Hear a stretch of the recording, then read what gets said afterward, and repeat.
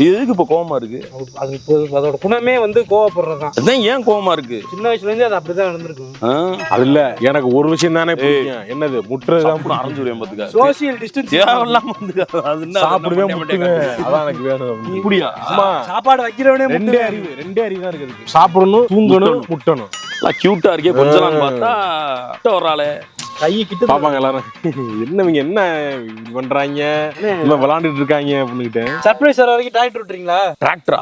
இதான் இருக்கு. ஐயோ பயமா இருக்கு. சரி நான் ஓட்டுறேன், சைடுல உட்காந்துக்கிறீங்களா ரெண்டு பேரும்? அது இன்னும் அது என்ன பயம்? அண்ணா நான் கரெக்டா ஓட்டுவேன். எங்க இருங்க? இன்னும் நீ எங்க கலட்ட எங்க எங்க போன் பண்ணி சொல்றேன். சென்னையே 180ல ஓடிக்கிட்டு இருக்க. இதெல்லாம் நான் 180. அது சரிப்பா. சட்டத்துக்கு புறம்பா நான் ஓட்ட மாட்டேன். வந்து இது பண்ணாங்க. நீ வந்து அந்த வண்டியை ஓரமா விட்டு நீ ஒரு ரவுண்ட் அடிச்சு காட்டு. அப்படியா? அது தூக்கிட்டு போயிட மாட்டாங்க. களத்தை தூக்கிக்கவா? கலப்பைய மேல தூக்கி. கலப்பையா? மொக்க மக்கா. நானும் மாவீரன் சிவகார்த்தியின் மாதிரி மாறிட்டேன். ஓ மூதேவி.